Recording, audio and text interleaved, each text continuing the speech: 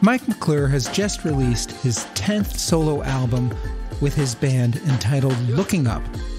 Mike got his start in Stillwater, Oklahoma at the notorious Farm, where he was a founding member of the band The Great Divide, and he produced many of the bands on the Oklahoma red dirt music scene, including favorites Cross Canadian Ragweed, Turnpike Troubadours, and others. His song, I'd Rather Have Nothing, was recorded by Garth Brooks and released on the Lost Sessions and has sold over 2 million copies. He joins us today on Backstory Song to talk about those experiences and his songs from his new album, Looking Up.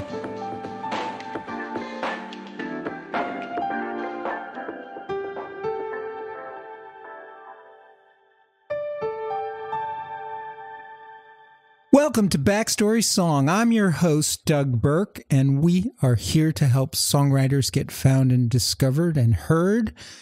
I have today with me Mike McClure of the Mike McClure Band and formerly with the Great Divide Band. Mike, it's a pleasure to have you here. Well, thanks for having me on. I'm glad to be here. So, Mike, tell me, when did you start writing songs and why did you start writing songs? Well, when I was 10 years old in 1981, my family, we went to see Honeysuckle Rose, the Willie Nelson movie, and I just fell in love with it. So much so that the only thing I wanted for Christmas was the Honeysuckle Rose album. My aunt got it for me, Cheryl Lawson, thank you.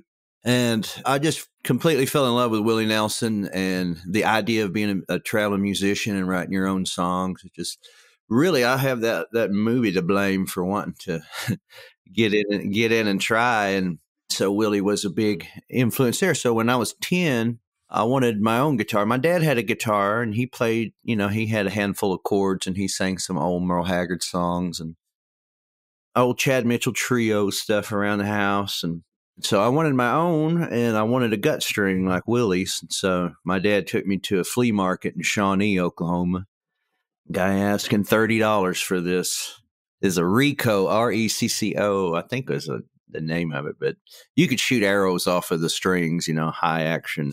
And so Dad bought that for me, and I started taking some guitar lessons and learning chords and learning how to play. And my dad and I sat down and tried to write a song together. I think the first thing we wrote was about a cowboy, probably because I'd been really getting into Willie Nelson and all that kind of stuff. I think Willie was probably inspiration for a lot of songwriters. You remember what that song was called? Something about a bull named Buster, Something about getting thrown off and then going back again. That's the last time we ever tried to write a song together. And yeah, that's all I can remember. But that's what started it, and I'm thankful my dad had a guitar around where I could, after seeing that movie, how kids imitate things. And I just grabbed it, and luckily it was there, and just the right combination. You grew up in this Oklahoma music scene. I guess it's called the red dirt music scene. And, your work is very, very guitar-based. And I must say I love your guitar work and what you do in the songs, especially the ones that we're going to talk about on the show today. Tell me about that Oklahoma scene where the Great Divide and the Mike McClure Band grew up. Well, when I was going to high school, I graduated in 1989. So that was, what was popular and mainstream at the time was bands like Motley Crue, Ozzy Osbourne, more of the metal or the hair metal rather. That was going on and I was real big into that. And then Kurt Cobain and Nirvana came along and kind of stomp danced that. And then it became, music shifted towards grunge, but a large group of people that grunge was like, that's a little too heavy. And at the time, it was a little too heavy for me. And I heard Garth Brooks singing Much Too Young to Feel This Damn Old. I was working in a lumber yard, sweeping up the floor, and I heard that, and I thought, man, that sounds like stuff I grew up on when I was younger. And so I started getting into that. Garth Brooks and Clint Black around that time, Hal Ketchum, they were all putting out really great country records. And so I swung from rock and roll, a little more to country at the time. And then I went to Stillwater to go to college. And that's, of course, where Garth Brooks went to college and famously played there at Willie's Saloon before going out to Nashville. And so I wound up there. And through that, I met some older guys, and they were in a music scene called Red Dirt. You know, in Oklahoma, our dirt's red as Mars in a lot of the places. And so that's what they called their music. And I formed the Great Divide with some cowboys from around there. They were old rodeo guys, and they needed a guitar player. And I just started being confident enough to say I'm a songwriter, you know, and long way from the tough bull riding days of when I was 10. But I started, you know, really getting into it and thinking, well, I've got these songs and I'll give them a go. So we formed the Great Divide in 92. And about that time, I was hanging out at a place called The Farm, and it was this old farmhouse out west of town. There was a guy named Tom Skinner that would come through there all the time. There was a handful of musicians, the Red Dirt Rangers. It was just a place for artists. If they were passing through, traveling musicians, they'd stop and stay at the farm. And there was always people picking, and it was the first taste of bohemian reality for me. You know, I came from a small town, conservative town in Oklahoma, and here was a little bit different scene, and I just ate it up. You know, it was a place to sit. I just got through reading Jack Kerouac's On the Road, and so it was like something right out of that novel. Bohemian reality. I never heard of that. I never have either. I think that just come tumbling out there.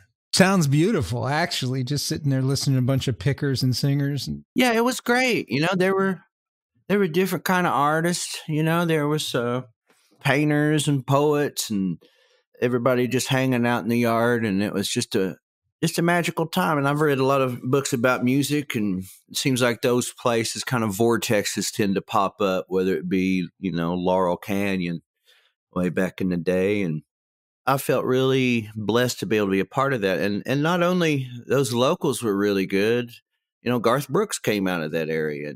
I really looked up to him. When he hit, it's kind of hard if you weren't. I don't think younger people understand what a big impact he had on the world. It was pretty amazing. But the main thing was for me was to get out of a town where there wasn't many people that were playing instruments and writing song into a town where a bunch of people were. And it came your turn around the campfire to play a song, and man, all of a sudden it needed to be a good song. You know, I played a few crappy ones, and then afterwards I just like, oh my God, those aren't stacking up. And it was my first place to be able to do that.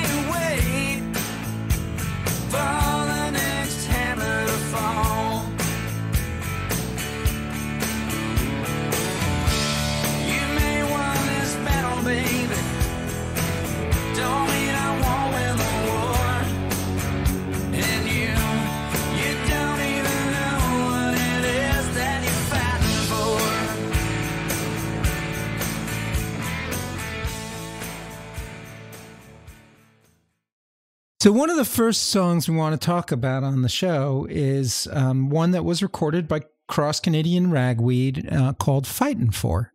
Yeah, this song, I wrote most of it. Cody helped me finish it up in the studio, but a little bit before that. So Great Divide started in 92, and then I met Cody right around that time, 93, and he started Cross Canadian Ragweed in 94. So when it came time for him to want to do a record with this band, he came to me because he knew I'd recorded a couple records with Lloyd Maines, who's a great, well-renowned steel player and producer of stuff like Jerry Jeff Walker. And anyway, so I got tied in with that. So I knew a little bit about putting records together. And so I started being the producer for Cross Canadian Ragweed, and we kind of grew up together. This was off of an '05 record that we did down in Austin at Cedar Creek. The interesting thing about this time period for me was a guy named Tony Brown signed Cross Canadian Ragweed to Universal South Records. And he was the guy who used to work for MCA. He was president of MCA Records, who signed Steve Earle, Lyle Lovett, a lot of stuff I really, really liked and was super influential. And when Steve Earle made his Copperhead Road record, Tony Brown took him to a place in Memphis called Ardent Studios, and he worked with a guy named Joe Hardy. And so when it came time for us to do this garage record with Ragweed, Tony Brown suggested I hook up with Joe Hardy. And so we got to talking, and that was the first album that Joe mixed for me that I produced. And after that, we went on to produce my solo records together, and he mixed all the other records I did. But we can get more into that later. This was my first top 40 song as a writer, and Ragweed recorded it. It's got a pretty rock sound because I played on the rhythm. His rhythm guitar player was having a baby at the time, so I played on the rhythm track, and those were chords I'd learned from learning the song Crazy Train by Ozzy Osbourne. You know, there's some Randy Rhoads style of chords, and they're just kind of odd, and they're more of a rock chord. And so I used those, and the song turned out really cool, and Cody decided that's the first one they wanted for the single, and the record label got behind it. Hung one in the old top 40. Starts with a guy who's been drinking and is a fabulous disaster and is in a fight with his girlfriend, I guess, or an argument, let's just say, right? Yeah, and I've been sober for a little over a year now, and there's a lot of those time periods that were pretty alcohol infused, I guess would be a nice way to say it. But yeah, that was just one of many. I have a whole bunch of songs from that era that's somebody's drunk, somebody's in a fight, because that was me, you know. Not proud of it, but, you know, that's where I was at the time. And I've always tried to write what I'm going through. So, and I took that fabulous disaster line because Cross Canadian Ragweed got really big around this time. They'd come back to Oklahoma to play, and it would just be a madhouse.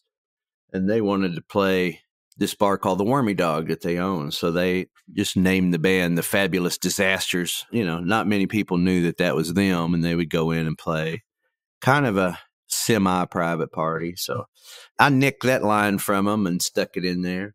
The other line I like in this song is sometimes I feel like a broken stone rolling down your hill. Don't know how a broken stone actually rolls. Not worth a damn. Yeah, later I started singing like a broken stone rolling up your hill would be even harder. And was this inspired by a woman that you remember? Yeah, I was married for 21 years up until about 2 years ago.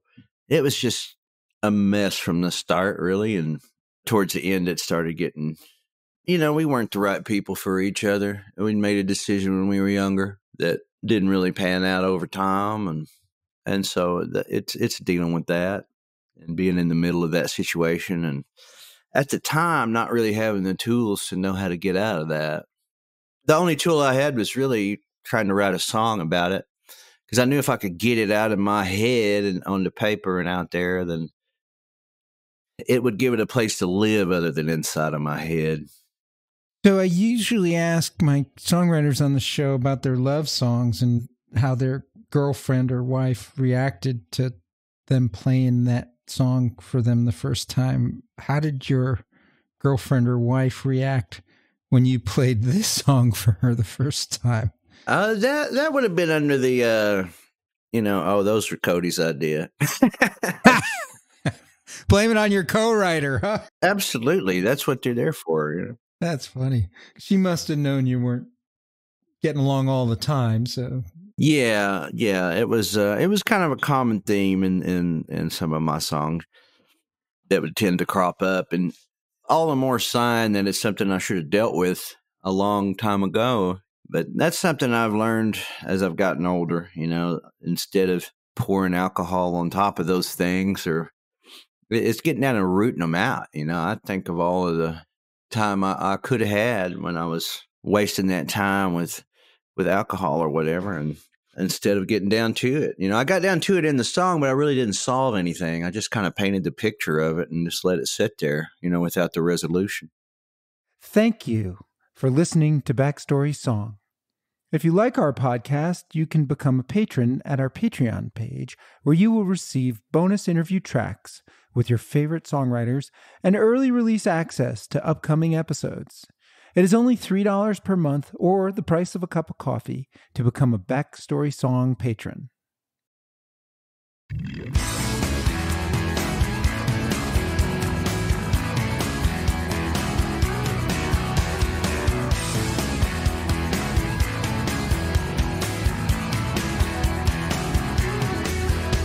Stage right in her Jimmy, counterfeit James Dean, pocket full of Delta blues and cheap amphetamine.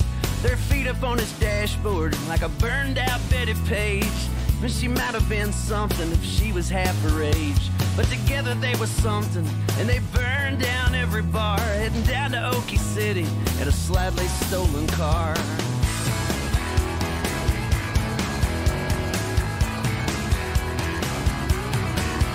What was left was decent people that didn't like their kind. When the car pulled in the driveway, they were staring through the blinds. Yeah, the preacher in the kitchen, eating apple pie. Mama's in the bedroom, Lord, she couldn't help but cry. Daddy looked so natural, just like he went to sleep. Yeah, the preacher looked through Jimmy as he prayed his soul to keep. Coming home, ain't nothing like your family make you feel that alone. You're always his favorite, now your daddy's dead and gone. There ain't nobody waiting on the prodigal son.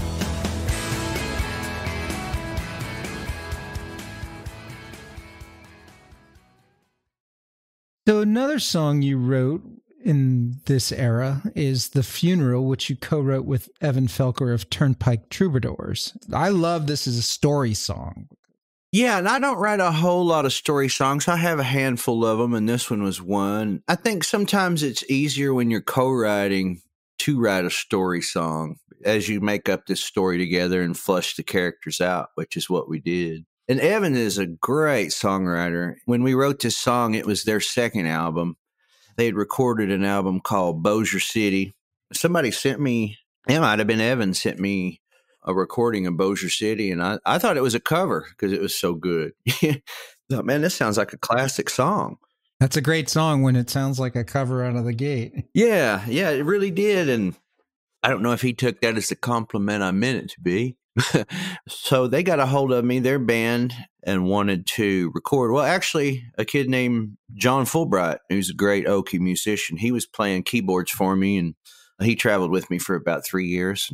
And I say kid, he's a grown man now, but at the time he was a kid and young. And he was in Turnpike for a little while in the inception, and then he encouraged them to come to my house to record my studio, the Boo Hatch, which is here in Oklahoma. And I just started really learning how to engineer myself. I'd been a producer before where I'd come in the room and, work with the band, putting the songs together and putting the album together, and someone else would engineer for me. And so through working with Joe Hardy over the years, he just taught me hands-on how to do it. So Turnpike was the first band that came in the studio, into my studio. I had like a little Motu 2-channel recorder, and that's how we started. Some days they paid me in change. I thought was amazing. Actual coins. Yeah, actual coinage, yeah. Worth a whole lot now in the pandemic. Little did I know. But they showed up, and they were really green and young and didn't quite have all their songs finished for that. And Evan and I were sitting around one night after everybody left, and he said, man, I got this story. I want it to be about this guy. And he had the first few lines, which was stage right into Jimmy, counterfeit James Dean, pocket full of Delta blues and cheap amphetamines. And I was like, oh, that's great. That's a great start. And so we just got to talking about who this character would be. And I always wanted to do some sort of prodigal son returns and nobody cares. Instead of killing the fatted calf for the prodigal, he comes home, and the only reason he's come home is because of this funeral for his dad. The dad was the only one that really cared about the guy and the family. And, it's a really hard look at that. So this guy comes home, and And the mom asked him, towards the end, why does it take a funeral to bring you back to town? That was fun writing with him. And then Turnpike, they recorded it there, and then I recorded it on my album called Onion. And I did more of a rock and roll version of it. And theirs was a little slower. We actually tried to do it together one time at Kane's Ballroom in Tulsa. And our versions are so different from each other. It was really kind of a train wreck. I kept trying to guess his version. He kept trying to guess mine. They're in the same key, though, right? I don't even remember if it was. Maybe that was the problem. I think it was part of the problem. Yeah, he kicked it off in a different key, and I'm going, let me transpose real quick and try to remember. I do really like that song. Evan was big into reading John Steinbeck at the time, and he got me into reading Steinbeck. Just the way he paints a picture, really very beautifully descriptive. So this is a song about a guy named Jimmy who, left home, comes back as the prodigal son for his father's funeral, and really there's nothing home for him. There's no reason for him to come home other than his dad's funeral. Yeah, and then there is kind of an ulterior motive. There's his dad's 38, which is hidden in the trunk of this car, and Jimmy knows about it, and soon as mom goes to sleep, then he's going to go get it. And he thinks in his mind that he's the rightful owner of that gun, no matter what a will or something says. So there's kind of that part of it. Jimmy's a little bit of an outlier. I had to look up who Betty Page was. I sort of knew, everybody knows James Dean, but Betty Page. Yeah, but that was it. That was one of Evan's lines. It's with her feet up on the dashboard like a burned out Betty Page. Yeah, Betty Page being the old pinup model from early 50s, maybe. I'm not super sure what the time period was, but yeah, there's sometimes live I'll throw out with her feet up on the dashboard like a burned out Jimmy Page, which is a different image. Yeah, completely different lady. Honestly, that album that it appeared on Turnpike is called Diamonds and Gasoline, their album, and I'm super proud of that one. One, the fact that was the first one that I did here at my house, of saying, okay, I have a studio now. This is what I'm going to try to do for a while. And it turned out really great. I did that one. And then the next one I did was Damn Quails Down the Hatch. And they're another great Okie band.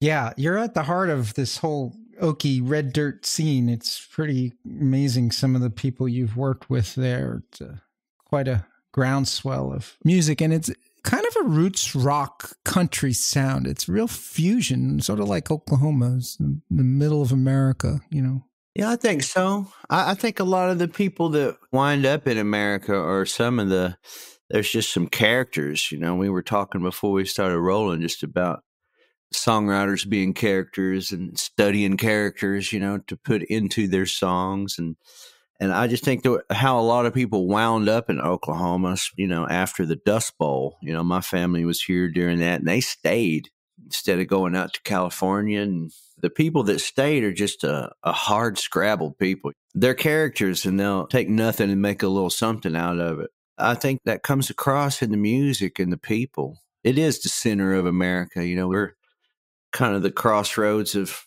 I-35 and I-40, and there's just all kinds of folks jumping off here, and we're not lack for characters for sure.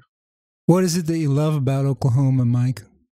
I really love where I'm at. I'm in southeastern Oklahoma, and there's the Arbuckle Mountains. It's nowhere near the beauty of Utah up there as far as that, but it's a lot of the trees that I grew up around as a kid. My folks had 10 acres, thankful enough to grow up on south of Tecumseh, Oklahoma, which is kind of in the center. And, full of trees and a big creek that ran through, and I grew up playing outside, making up games in my head and entertaining myself. And then moving down here to Ada, where I'm at now, we've also got the little mountain range, and there's a place called Platte National Park. It's just really, really pretty with natural springs that pop up and cold springs, and it's just a really nice area. There's really good folks around here. There are. I know everybody has their good folks, but we do too.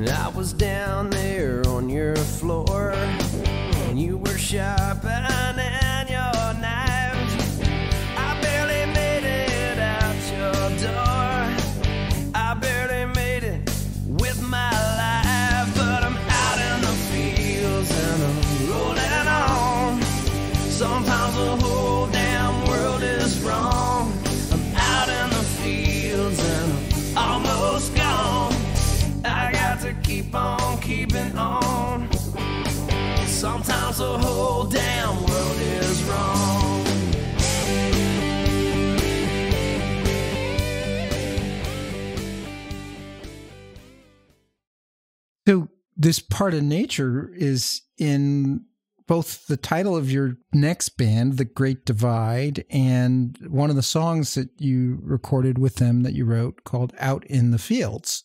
That's on my solo record. Sorry, the first album you did record after leaving The Great Divide. Sorry. Yeah, that's one of the reasons that I did leave, other than the normal artistic differences everybody cites when they leave a band. I remember kind of whining about The Great Divide breaking up at one point. I was opening for Ray Wally Hubbard, who's a great songwriter, and I was kind of whining about that. And he goes, "Hey, man, even the Beatles broke up." I was like, "Yeah, well, that's a good point." And I moved on. But in 98, we signed to Atlantic Records out of Nashville. And we did 2 albums, 98 and 99. We did Breaking the Storm and Revolutions with Atlantic. And after that, Atlantic was kind of going downhill. Well, Nashville as a whole, the bigger companies were shutting down. And we got in on the end of the glory days. So we left Atlantic and went to Broken Bow. They were in Nashville. And I really felt like the band had wanted to do an album in Nashville, and I was okay with that. And I thought it was a really good record. And I sat in on meetings with this manager that the Great Divide guys wanted, and I wasn't necessarily for. The idea shifted from making an album to making 10 possible singles. And I just didn't like that at all, because I'm and still am a fan of an album and putting the whole album on and letting it take you for a ride. And I feel like that was getting lost, where that's something that we really tried to do with the earlier Great Divide things. Just that mentality shift, I couldn't really align myself with. It just felt like time for me to go try to do something else, because in a way I felt like I was in a band where I was writing the songs, singing the songs, playing the guitar. I was getting outvoted with what to do with those things. And, that was definitely my perception at the time, whether that's reality or not. So this first album, Everything Upside Down, was the first one that I did with the band outside of the Great Divide. I would have to wait 1.5 years to do an album. And so I just had all these songs all built up because I was writing all the time. I still do. And so when it came time to do that album, I came out and I put out a 19-song album. Wow. Yeah, I was just dying to get these songs out there, especially when you're younger and you don't have a whole lot of stuff out there, and you're just like, oh, man, if the world could hear this song or this one, I'd get in a different tax bracket. So Out in the Fields is from your first solo effort in the Mike McClure band. And I love the guitar work on this. And I especially like how you go from a intro with a very light guitar and then you crank it up and crank it down and crank it up. What's funny is I'd been listening to Nirvana about that time, which was the very band that kind of drove me into the arms of country again. But later in my life, I really got into them. That soft, loud thing. I really liked it. Yeah, they're famous for that. They would do that on every song before they would record it and decide which way they liked it better. Yeah, I just love the dynamics of that. It just really punches you in the face when it's time. That was a song about out in the fields, almost gone. I got to keep on keeping on. I was just talking about getting out of that band, and, I equate it to being down on the floor while they're drawing knives on me. It wasn't that bad, but that was certainly the feeling of the thing at the time of I felt like typical artist being oppressed type thing, I just wanted to be able to say what I wanted to say and how, and not worry that there's a fiddle on this. And if I want to fiddle on it, then, I want to put it on there for a different reason, not to try to get radio play or, I wanted to make the art and then find the place to push the art. I like the way you break it down to just the bass drum and snare at the end with like the audience hand clapping. Yeah, that's one of those big Randy Owens from Alabama overhead claps. Right. My brother's 5 years older than me. I grew up hearing some of the older rock and roll all the time at the house. And Neil Young, I just always really liked how he had these little melodies with his guitar, like for intros. And so I borrowed some from Neil Young in that aspect on this tune. But this album, I wanted to put together a really killer rock and roll band. And I got a guitar player named Rodney Pyatt. out of Texas. He does a lot of some of the other guitars that are on this record, and he's really great. He actually used to play for Selena. You remember her, the Spanish gal that got shot? He played for her for a while, and Rick Trevino and some other people. But when we got together, he got a chance to get some of his rock and roll licks out too from, being in the bands to where, that 80s kind of stuff really didn't fly with a lot of people, but us old hardcore holdouts still loved it. We just went for it. Just said, all right, let's make this as rock as we can. On that album especially, there's a song called Wild Child that's fictional. Look at Elvis riding around in a car and blacking out. Yeah, there's just some really wild guitar stuff on there, and Rodney brought a lot of that to it. And I got a chance to play some more guitar as well and flush out an album with guitars instead of Phil Steele. Yeah, a lot of your songs have such incredible guitar work, but they have these great classic chord progressions, but the guitar fills, in my mind, really stand out, and you're like, they grab you. Yeah, I mean, thank you. I'm really a big fan of that, not to just play something as fast as you can. I really like hook type guitar playing when there's like a singable solo, to where one of my absolute favorite guitar players, Mike Campbell from Tom Petty and the Heartbreakers. And just how he puts those parts in there, not just, okay, here's some space to fill.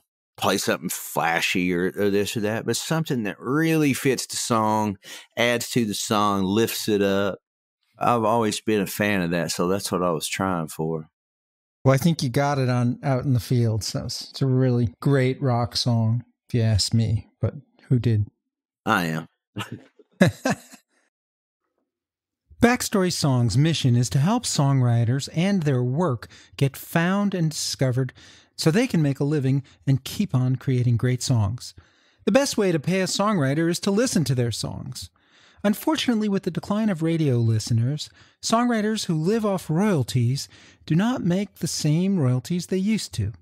Please help out the Backstory songwriters by listening to their songs on our playlist. Share Backstory song episodes with your friends on your social media and encourage them to do the same. By liking and sharing Backstory Song on your social media, you'll be helping the songwriters on this podcast.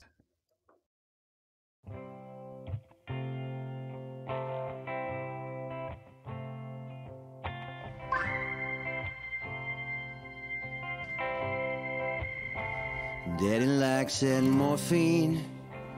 Daddy likes amphetamines too. Daddy likes anything make him feel like he wants to, instead of feeling like he has to, but he'll feel like he needs to, for you.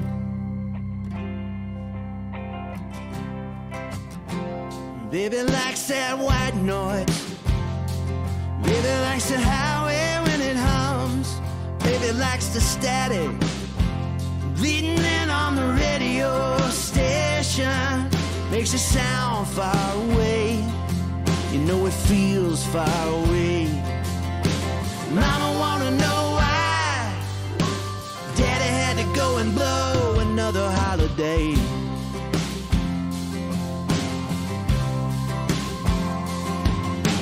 Mama wanna know why. I don't know.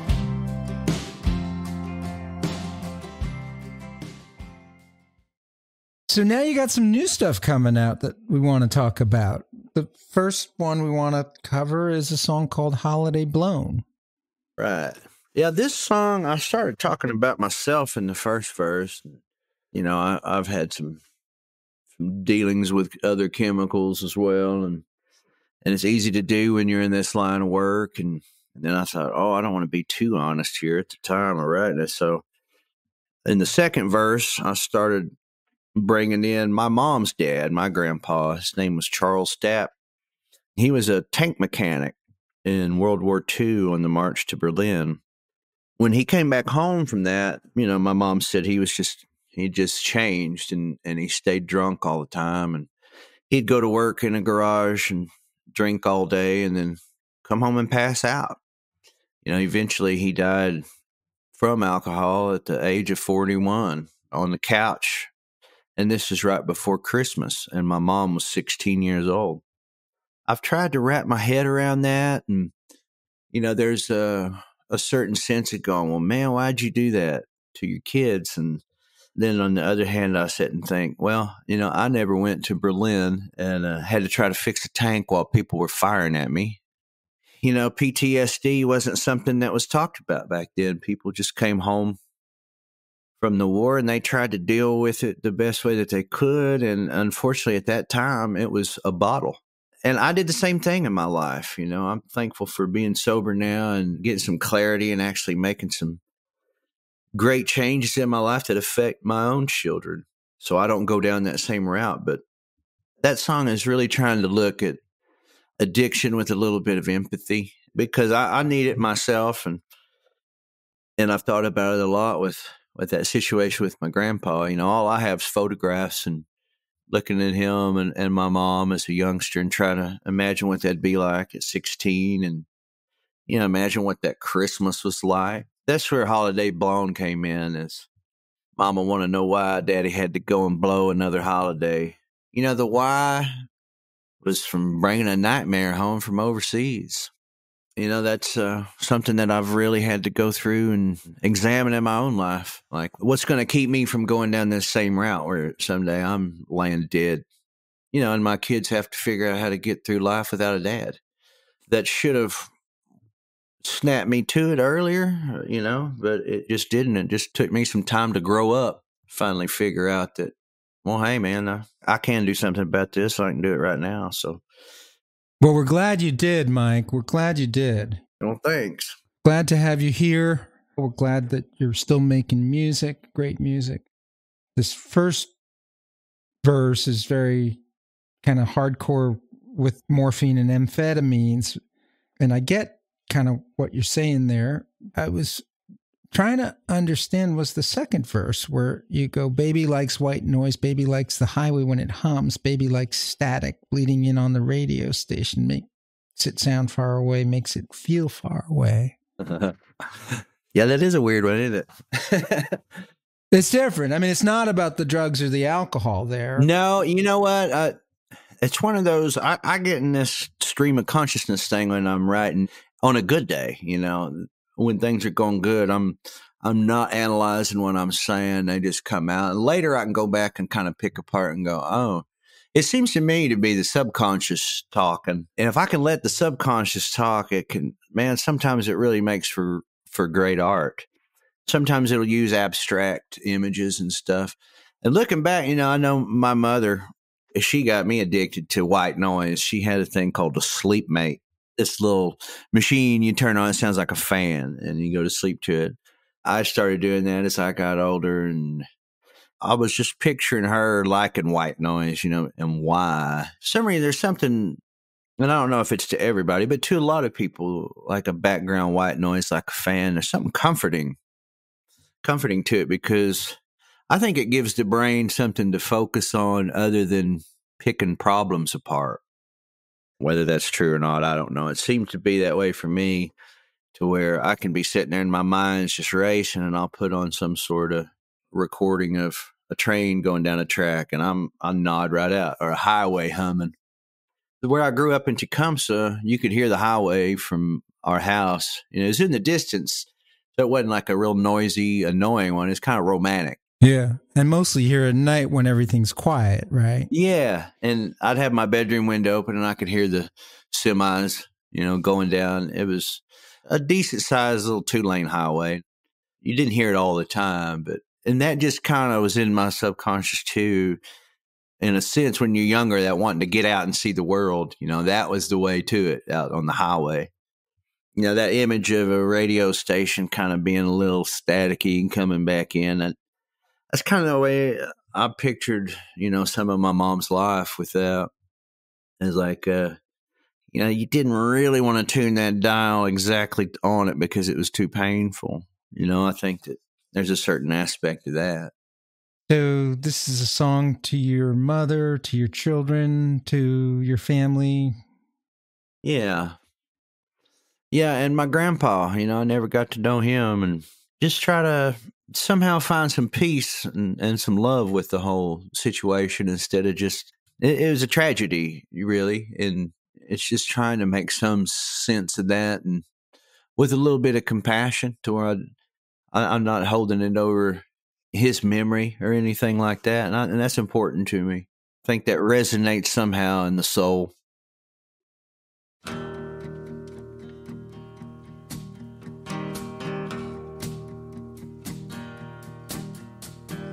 I was running away. I was running away from everything I ever thought I could never get through. I'll be damned, here I am, running into you. I gave up on love. I thought it was something that only other people might do. I'll be damned, here I am, all in love with you. And it's a little bit strange now, how in just one moment, all your everything, it just has to change. And you can't go back to who you were, 'cause you are not the same. I can trust it, I can trust this heart of mine. So one of the other songs on your new album, what's the new album called, by the way? Oh, Looking Up. Looking Up. And you released it in September, right? September 25th. One of the songs on it is called Here I Am. Another amazing guitar work song, which is your signature, I think. Well, thanks, man. I started out as a guitar player. I wanted to be Jimmy Page or Keith Richards and just over there playing cool guitar while some other guy pranced around and shook his hair around. I never really wanted to be a singer. It just happened. Thank you for listening to Backstory Song. If you like our podcast, you can become a patron at our Patreon page, where you will receive bonus interview tracks with your favorite songwriters and early release access to upcoming episodes. It is only $3 per month or the price of a cup of coffee to become a Backstory Song patron. And as I became a songwriter, I just needed to, okay, these are my own words I should say on myself and be able to be okay with however good I think that is, But this song, this Here I Am, this is all about the relationship I'm in now. Her name's Chrislyn Lawrence, and she used to be my booking agent back in 2005. She worked for a little company down in San Marcos that booked my band. And we were always friends and really, really hit it off, really liked each other and were honest friends. And when I was going through my divorce, I happened to run into her. She was, out of a relationship that had been a long one and hadn't been a good one. And we got together and she really, really brought a lot of love to me and taught me how to turn that love inside and start loving myself, as opposed to, she just gave me some tools, she drugged me to a yoga class in Austin and I'd never been and thought, oh, okay, what am I going to do? This hillbilly from Oklahoma. Downward dog is what you're going to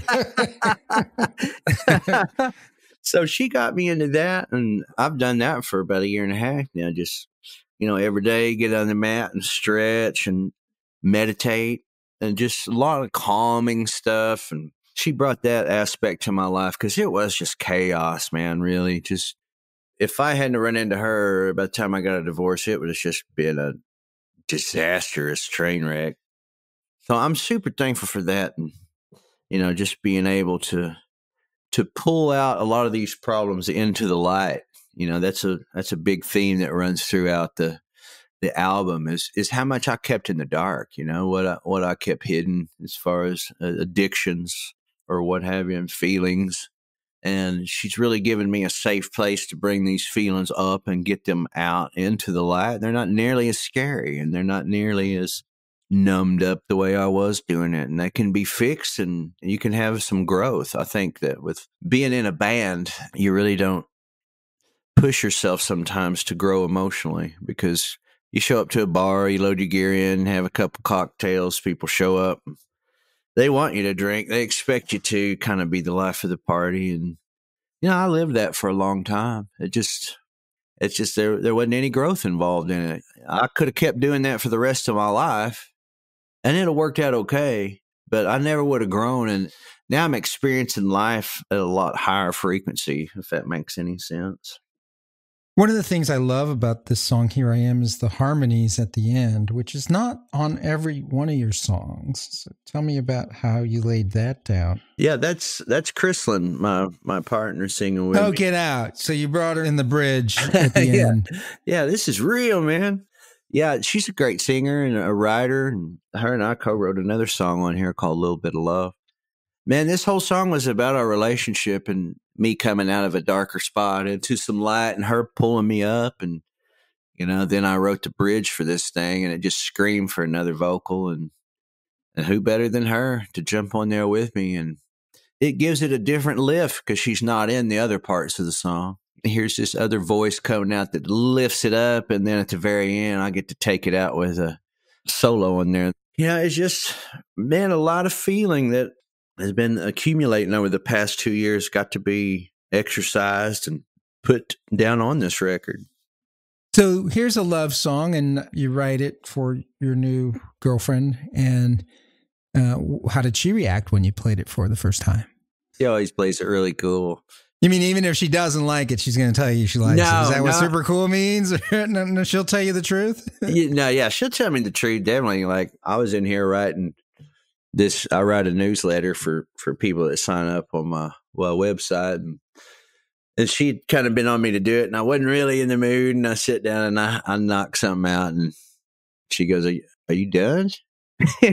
And then I knew, nope, I guess I'm not done. No, she holds my feet to the fire, and she's been the biggest cheerleader I've ever had as far as, like, hell yeah, these are good. Let's get these out there. And she's really great at organizing and help get the Kickstarter program together and campaign. Raised enough money to hire independent promotion and press vinyl. And I'm just super excited about that. I haven't done that in years, probably since the late 90s. So to actually have a team pushing the record and getting it up in the charts, it's pretty exciting for me, especially at 50.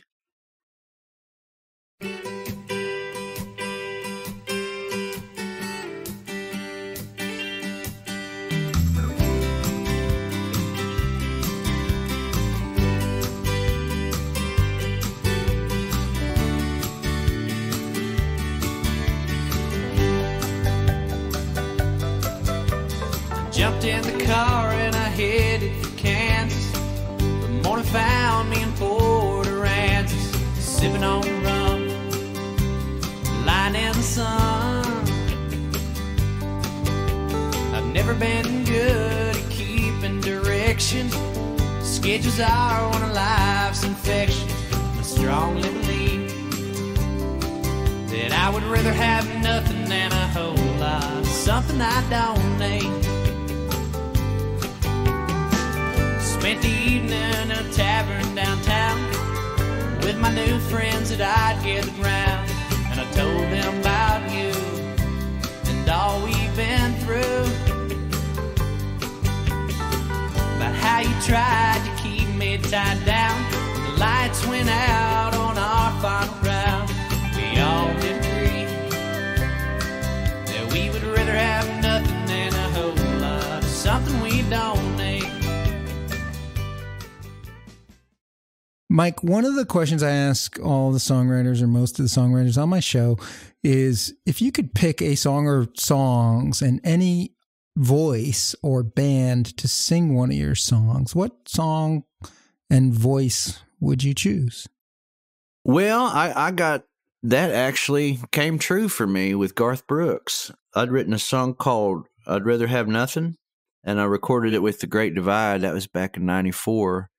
And in 96, one of the guys in the band, Scott Lester, he got a hold of Garth on the phone and said, hey, we've got this band and we got questions on how to do it. And so Garth sent out a tour bus one night at midnight in Stillwater and picked our whole band up. And we went out to Nashville and spent a couple days with him, just hanging out and playing guitars, playing basketball. It was really mind blowing. This was 96 and Garth was at the height of his powers, and I couldn't believe my luck. And then in 96, I played him that song and he goes, man, play that again. And played it a few more times. And he said a little later, he goes, you care if I cut this song?